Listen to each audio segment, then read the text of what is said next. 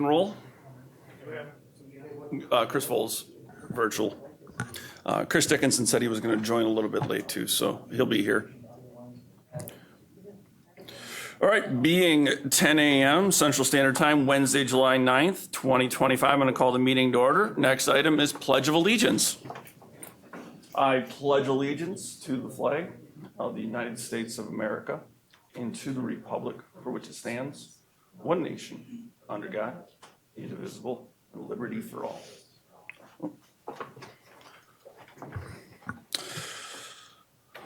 All right, item number 3 is public comment. I have not had anybody approach me to provide public comment. Do we have any requests? Do we have any public online? We will move on to item 4, approval of the June 5th, 2025. And I have the wrong agenda item up. I see now I have an extension meeting up on my iPad, but approval of June 5th, 2025 Infrastructure Committee meeting minutes. What is your pleasure? We have a motion from Jensen. I do need a second. Is that a second from Supervisor Gisselman? Thank you. Any questions and comments on the June 5th meeting minutes? Seeing none, all those in favor of approving the minutes signify by saying aye. Aye. Anybody opposed? All right, motion is approved unanimously. We have approval of the June 5th, 2025 Infrastructure Committee meeting minutes. We are on to item 5, operational functions required by statute, ordinance, resolution, or policy. A, discussion and possible action by infrastructure. 1, discussion regarding 2026 annual budget development and policy recommendations from the committee, including review of the mandatory discretionary program document and discussion of rates and fees. I'll hand it over to Administrator Leonard or Supervisor Robinson. I think Lance will kick it off and then I'll pick it up and he'll finish. All right, sounds great. So this will be a recurring item on your agendas throughout the rest of the budget development process, consistent with the discussion we had through the budget orientation and kickoff meeting at your last full county board meeting. So again, just to reiterate kind of how this has worked over the last couple of years based on our efforts to improve the budget process, the primary goal is to give the county board and each of the standing committees more opportunities, clearer opportunities to impact the budget at multiple stages. First, before it is formulated by myself and my team. Also then after it's received by the HR, Finance, and Property Committee. And then ultimately, as is always the case, during the formal budget adoption process in front of the full board after the budget is published, but prior to adoption. So you have a couple of documents in your packet. The first is that mandatory discretionary program document.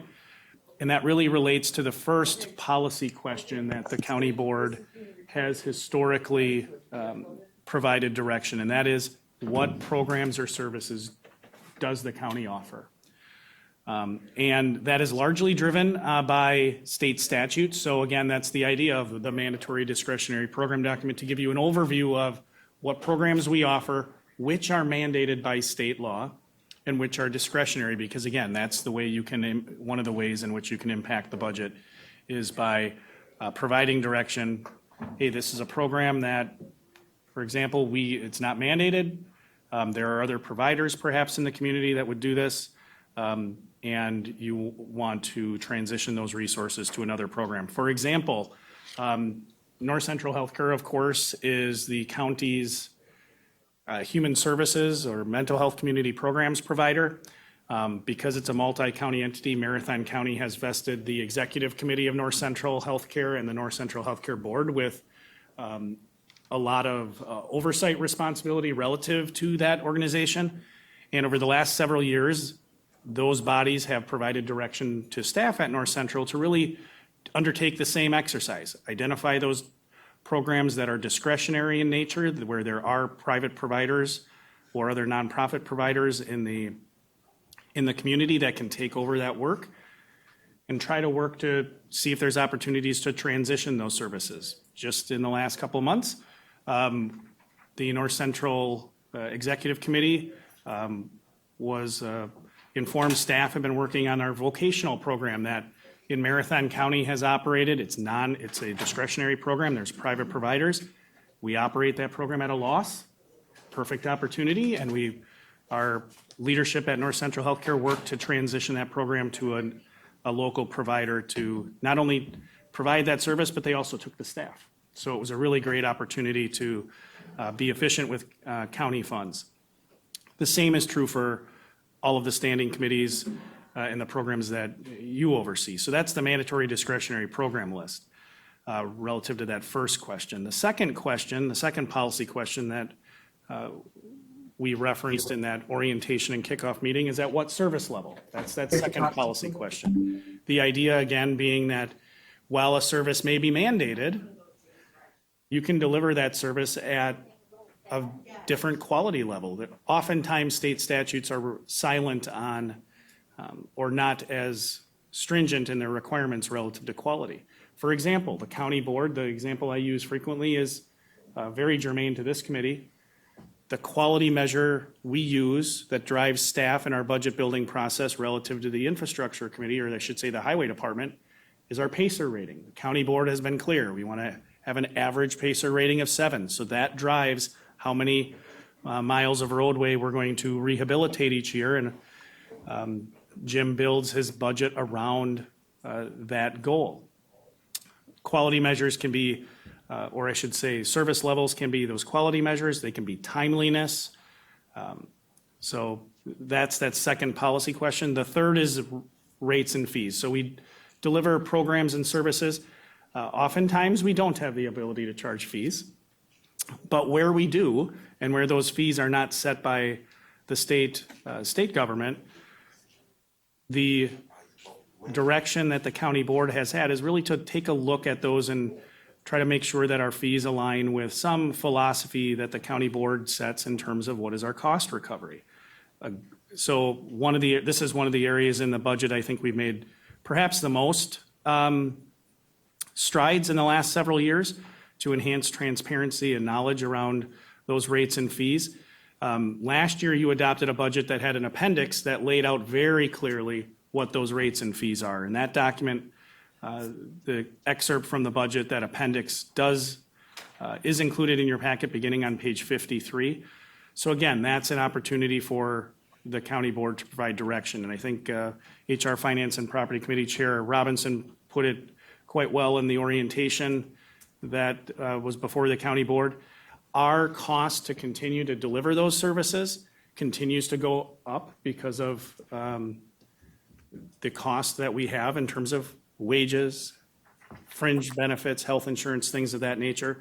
So to the extent our fees are not growing by a corresponding amount, essentially what we're doing is we're subsidizing those services. The county board is making an affirmative decision to subsidize those services. So those are the three policy questions and how the documents in your packet hope to provide you some information to help you weigh those policy questions and provide direction to staff. The last thing I'll say is if you do have questions about any programs or services we will have throughout the rest of the budget development process, staff will be attending, as they are today, to answer questions you may have.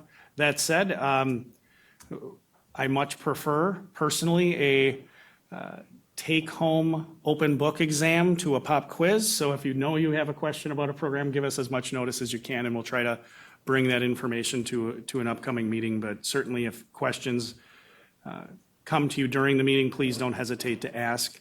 We'll do our best to answer those and get additional information. But that's, from my perspective, Mr. Chair, an overview of the process moving forward. And with that, I'll turn it over to Chair Robinson, Committee Chair Robinson, to elaborate.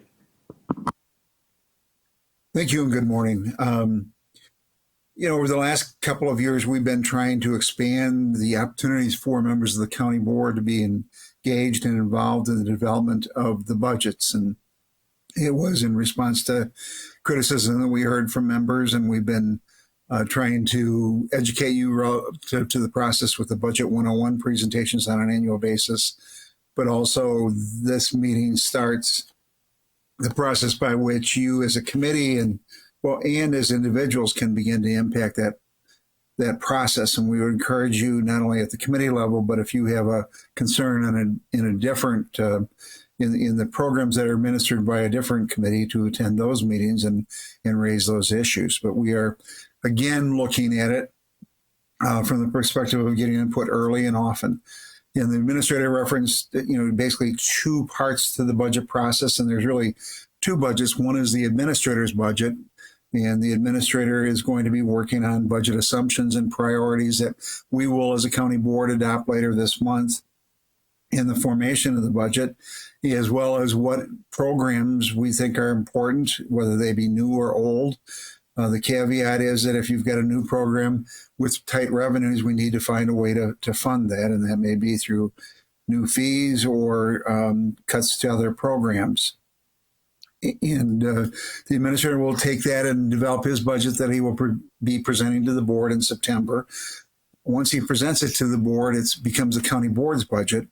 The finance committee will take that, make some modifications potentially to it, then take it out for public notice, and then have a public hearing, and then continue to work on the budget both as a committee and then with the county board until it's adopted in November. So if you have concerns, please get them in, as early as possible. I do want to just reiterate that we need to look at the various levels of service mandated, what the levels of services are and what the funding opportunities are. The county board at the last meeting sort of indicated that they wanted to support a new funding with $150,000 going toward the airport and the efforts to attract new carriers.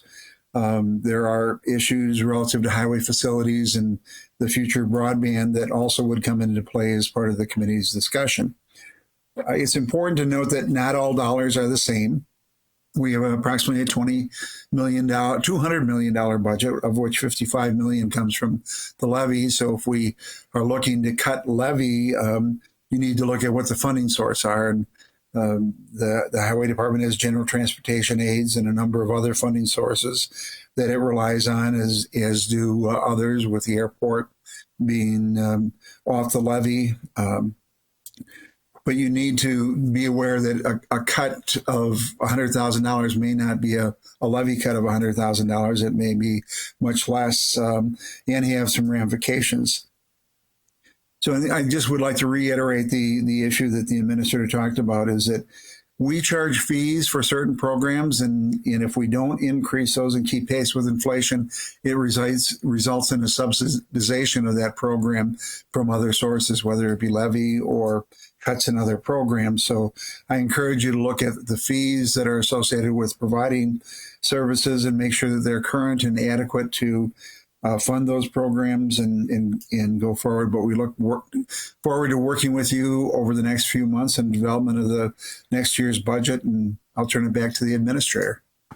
Thank you. And the only thing I have to add, it just occurred to me based on the last comments from Committee Chair Robinson, that idea of fees.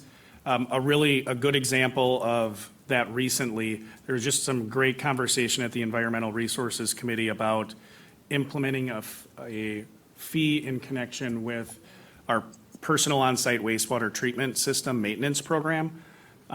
So if you're not familiar, we have a personal on-site wastewater system program that deals with the installation of new systems, but also the monitoring of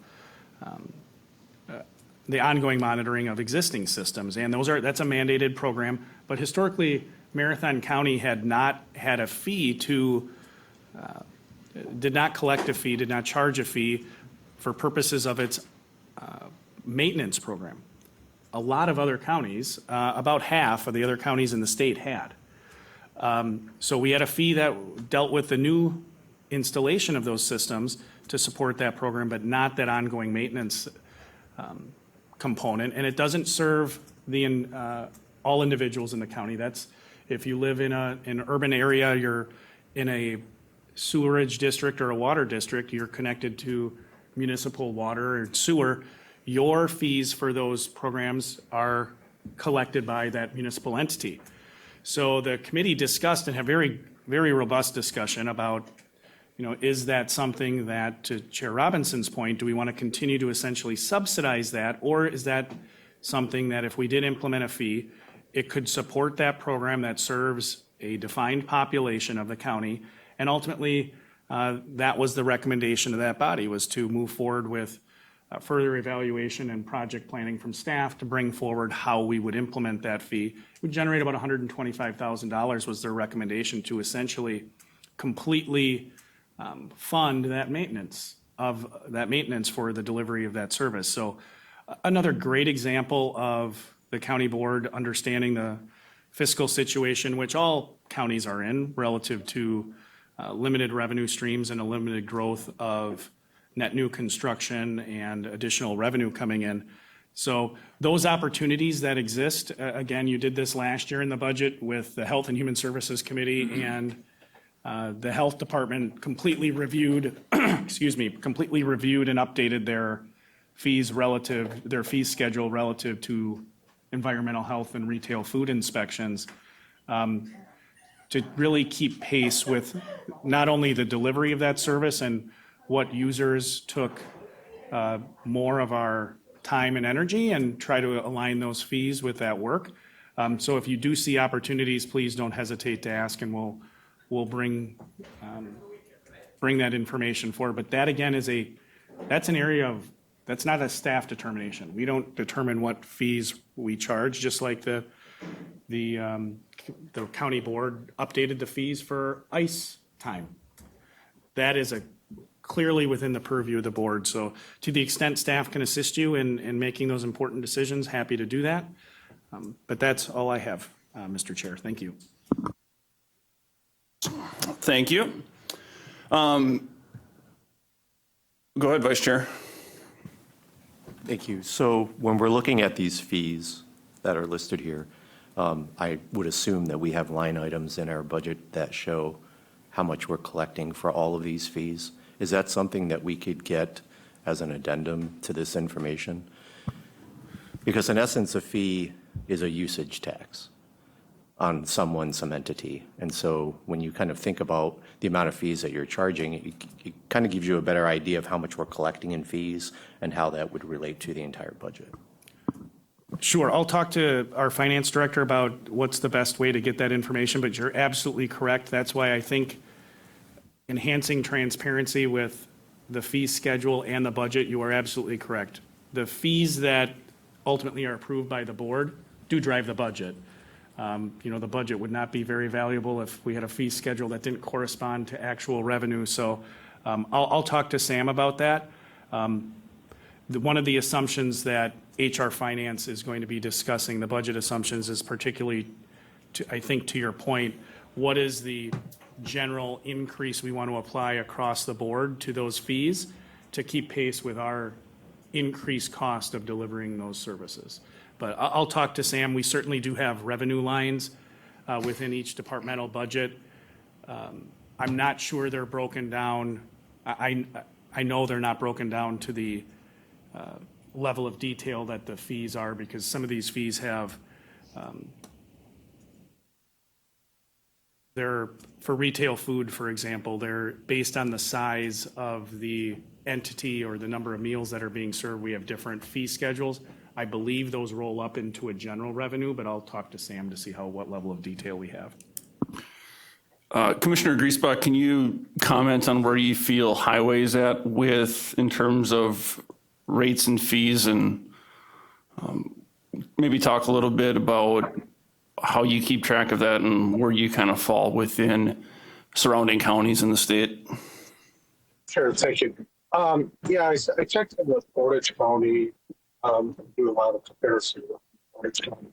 Right now, we're very comparable to Portage County. We may be a tick higher on some of them. We adjusted our fees probably 4 years ago. So we feel we're pretty much in alignment.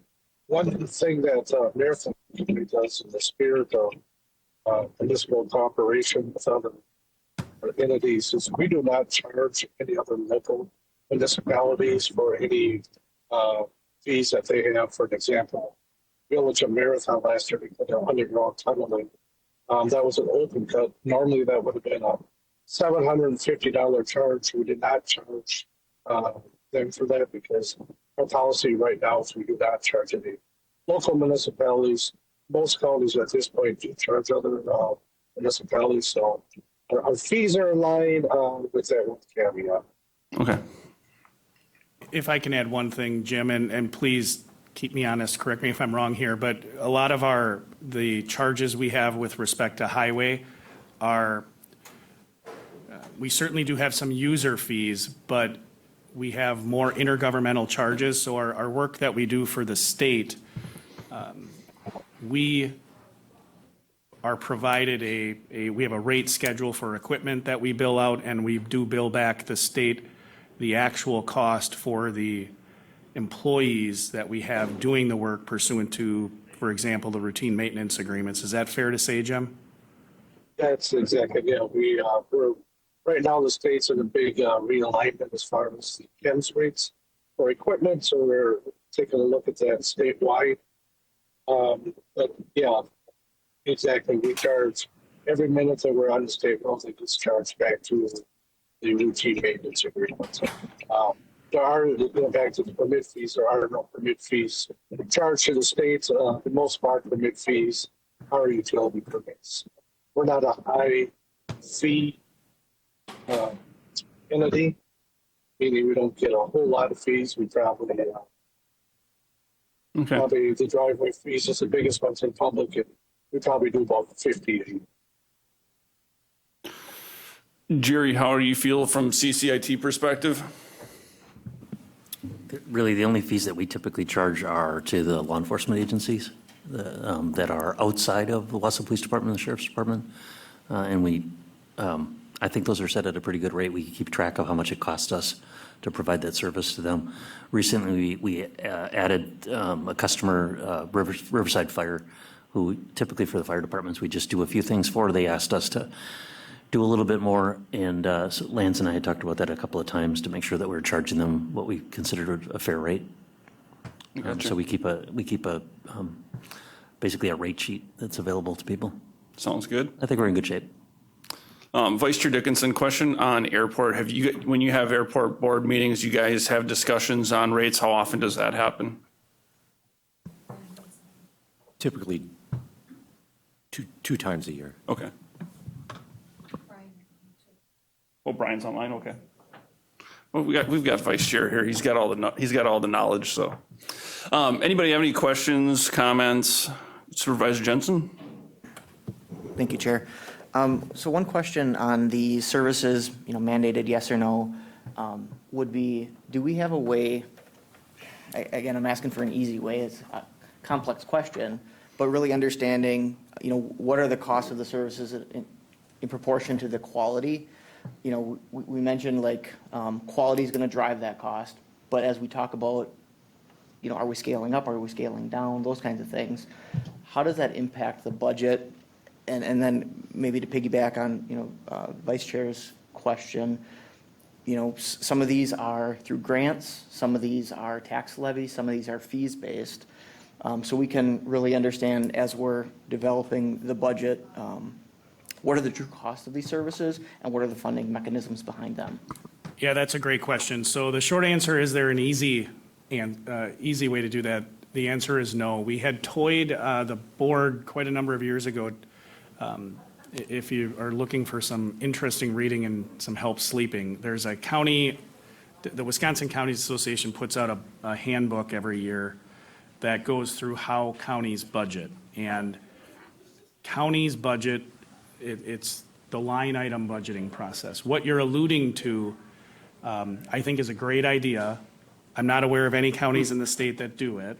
We toyed with the idea of looking at more of a program-based budgeting, where you would actually tie the specific service and role employees, how much of the employee time goes to that particular program versus other general activities. But we don't have that. So in short, the answer to your question about if you have a question about a program, this was raised at Health and Human Services as well. I think that's a perfect area to say, hey, staff, what would it look like if we wanted to change service level? What costs For example, if we went to a Pacer rating of 6, I have no idea what that would look like. Essentially, what it would do, we'd have to do the math, and I'm not going to put Jim on the spot, or else I'll talk for a while before I do. It would essentially elongate out our roadway replacement schedule, which in essence might save you money in the short term, but I give the county board a lot of credit with its idea of a Pacer rating of 7, because what you saw when the county board did its, and this committee led this effort, but the 2050 transportation plan that was done a number of years ago, my characterization is that Pacer rating of 7 is kind of the sweet spot of balancing preventative maintenance and ongoing maintenance, so you don't have more significant total rebuild costs. But I think the best way to have that conversation is let us know which program you want to talk about. And, if there's a service level, for example, on, like Jim referenced for the permits that they have, those are really, a lot of them are utility permits, or driveway permits, access permits. I really don't know that modifying service level there will render you much. Really, the only service level modification in my mind, off the top of my head, we could make was one of timeliness for review. And that might only apply for driveway permits, because I know there are some general rules we have with respect to responding to utilities relative to open cut utility work we have to do. But Jim, is that fair to say relative to kind of the pavement rating, that what it would do, it would elongate our roadway replacement schedule and roadway maintenance schedule? And we, Correct. Lowering that to 6, you just end up kicking that can down the road and have a higher replacement rating down the road 5-6 years. The level of service that you spoke to is, it's kind of where the county wants to sit. So we are mandated. I'll give you an example. We are mandated to plow the snow off the road. State statute says we have 3 weeks to plow that snow. It's what type of level of service do you want to provide? So that's kind of what. yeah, that's actually probably the best example, that if you wanted to provide us some direction, we could certainly evaluate for you and talk about what level of response. And I know right now, that's one of the areas where I don't get many phone calls. But when we have a big snowstorm, I inevitably get, hey, why aren't you guys out there earlier getting that snow off the road? And then I also inevitably get, why are you out there? You don't need to be out there that quick. So you certainly can have conversations about that and provide us some direction. But I think that is a perfect example of where the county board is. You're going to get phone calls, and that's why the county board is the arbiter of service level, because it's what does the county have to be, what do you as elected officials, what do you designate as that appropriate level of service? Vice Chair Dickinson. I just want to follow up on my comment about the airport fees. So every month we see monthly budget and expenses and revenue regarding like parking fees and airport fees, and those are posted on the website as well. So every month we're looking at the budget for the airport, but the 2 times is really in the goal setting and then determining, when the budget comes up. So the airport, Brian does a great job about meeting with the staff and determining what are the key items that they want to deal with, and then they bring that to the board and we vote on that. And then there's the budget review before creating the budget. So just wanted to clarify. Thank you. Any other questions, comments? Well, sure, we'll have many more swings at the pinata known as the budget, so keep those thoughts and comments coming. Moving on to item 5B, discussion and possible action by infrastructure to forward to county board for consideration. 1, speed limit reduction, county highway wide, town of Reed, Pike Lake. Hand it over to Commissioner Griesbach. Thank you, Chair. I've had a request from the town of Reed and Supervisor to lower the speed limit in the Pike Lake area out in town. Hey, Jim, can you make sure you're close to your microphone? It's hard to hear you at times. Sure. I have received a request from the town of Reed and Supervisor Seafield for a reduction in speed limit in the Pike Lake area, town of Reed. It's in the area if you're familiar with it. There's a couple of curves. There's a ball diamond there. There's a ballroom. Currently, the road is posted at 55 miles an hour. We do have a little speed study in packet to follow on.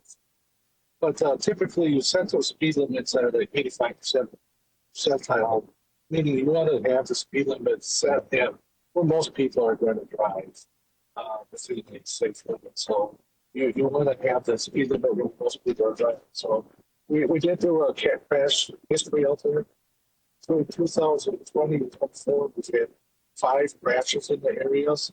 Most of those were all single vehicle lane departures occurring in curves. One of them was due to weather conditions, but the other ones were all lane deviations, indicating that people are hitting at a height up there. Again, there's 3 curves. There's advisory signs at 45, but not regulatory. The average daily traffic out there is about 900 cars a day. The study that's a little later in the report shows about 1,900, but that was over the holiday weekend, so it was higher. But land use along the segment, there's 12 residents, a whiting barn, a town hall, and a local baseball diamond. So there is a lot of stuff going on in that short little area. So what we're looking at doing is, after the study, we would recommend lowering it speed limit out in the town. The ordinance, I believe, distance on it. So we'd be looking at lowering the speed limit from just north of Clover River Road down to where the ball diamond is. It is the total distance of 4,080 feet, and to lower the speed limit to 40 from 55 down to 45 to make that area a little safer. Everything that we look at indicates that the diversity. If you look at the study that we did with the traffic volume, speed limit is 55, but actually right now the average speed people are driving down there for 48 cars measured was right at 45. And somebody cruising through there at 73, and that 85 percentile is at 53. So the average speed of 45 indicates that would be a prudent speed for that area. So staff recommendations is pass the ordinance on to full county bluff. Anybody on the committee have questions, comments, would like to make a motion? Motion to take the staff recommendation down to 45. Second by Supervisor Dickinson. Question for Commissioner Griesbach. In terms of the 85 percentile speed test, if that came in at 55, wouldn't it be prudent to keep it at 55? Not with that many runoffs in that short of a distance. That's higher than average. So with that many runoffs in those 3 curves, it indicates that people might be doing the 53, but 45 would be the best safest area. Thank you. I just generally have a disdain for lowering speed limits when road design has been done for a certain speed limit, but I will follow along with the recommendation as well. Do we have any more questions, comments? Seeing none, we have a motion to move a change of speed limit to from 55 to 45 on this section of County Highway Y to the full county board. All those in favor signify by saying aye. Aye. And those opposed, we have a unanimous 5-0 vote to move forward the staff recommendation to county board. We are on to item 6, educational presentations and committee discussion. 6A, update on property acquisition planning process for potential highway shop relocation. Turn it over to staff. Well, I'll start and then Troy will answer any important questions you might have. Very happy to report that we have closed on all of the properties that the county board has provided direction to staff to move forward with relative to acquisition for the site for the potential relocation of the highway facility in the village of Cronenwetter. Those closings the last closing was accomplished, I want to say last week or the week before. So that is certainly a positive piece. There's a memo in your packet from Deputy County Administrator Holman on the last page of your packet, page 77, kind of talking about what to help us refine what a potential cost would be and kind of the next step. This is very similar to the process that you utilized with the Regional Forensic Science Center in terms of design. So should that project move forward, one of those key pieces that we've talked about before is a site plan approval. So how we've handled this in the past is we would put out a request for proposal for design. It's really advantageous to have the same architect firm do your design. You don't want to have one do the initial design and then put in another RFP for the next one, because inevitably each architect likes to do their own thing a little bit different, and then you increase costs. So we do have an RFP ready for release to essentially it's structured to do all of the requisite pieces of design, but it's very clear that this only moves forward with county board approval. So the first part of that site plan development would be what's called schematic design. So that would be where we would start. Again, the purpose of this request for proposal is to help us better understand the costs for that initial phase of design. We don't have money built in the budget for this, so once the request for proposal is out, we'll come back to you with a proposal should you like to move forward with a funding mechanism. So with that, again, it's just here for education to answer any questions you might have, to make sure we keep you informed, both on the acquisition of property, but then also on kind of what those next steps would look like in your consideration process. But Troy, if you want to expound on what is schematic design and the other phases of design, and then we'll certainly take any questions. Thank you, Administrator Leonard. Schematic design is basically what it sounds like. It's getting the programming phases done. The bigger outcomes of the schematic design, as you mentioned, are to take the site plan and develop that. The Village of Cronenwetter is going to need that before we move forward. And to come up with a schematic design estimate, which will, dialing in the details and everything, we'll have a better ask and knowledge of what we would bring to the County Board of Supervisors had we not gone through this process. So that's the biggest thing with the very first part. We stop it right there. We've done this, as mentioned. We did this for the Regional Forensic Science Center and two of the last three projects down at the North Central Healthcare Campus, just to put a stop to it at a point where the County Board Supervisors need to know, and can we keep moving forward? And that is built right into the RFP to throw a complete break on it.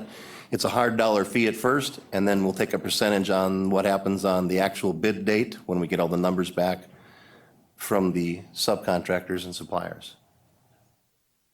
Thank you. Anybody in the committee have any questions for staff? Seeing none, I want to thank staff for moving this forward. It's great to see that we're making progress on this. Move on to item 6B, CCIT projects. Mr. Klein. Yeah, I'm not sure I thought they were in the packet. We did send them in ahead of time, but I can just give you a quick update. We are, obviously, the Regional Forensic Science Center is probably, they're moving in, I think, today, right? Is that correct?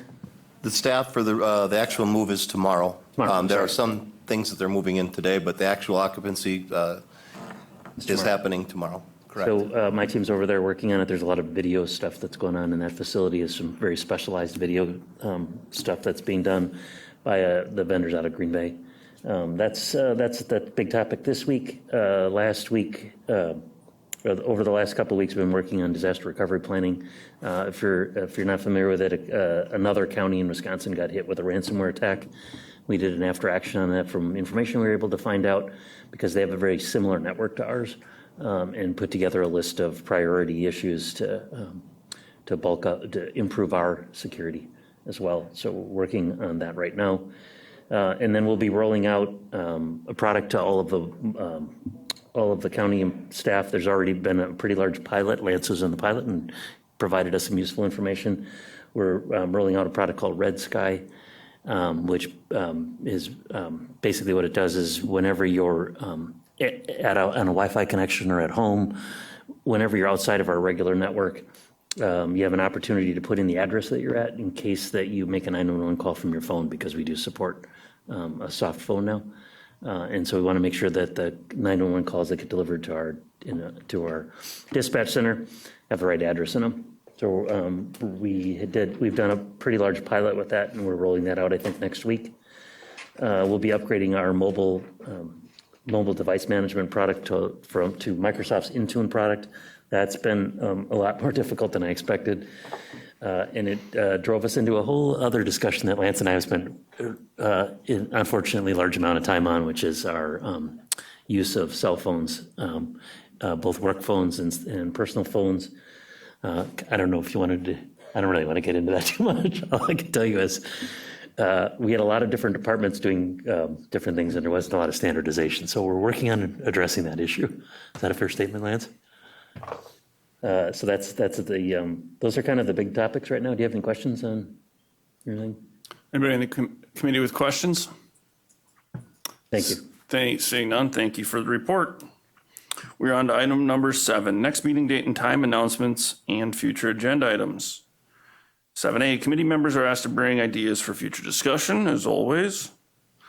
And 7B, next meeting, Thursday, August 7th, 2025, 9 a.m., back to our regular Thursday morning meeting time. We're up for item number 8, adjournment. What's your pleasure? Motion to adjourn. Motion by Vol. We have a second by Dickinson. All in favor of adjournment, signify by saying aye. Aye. Thank you, everybody. Have a great day.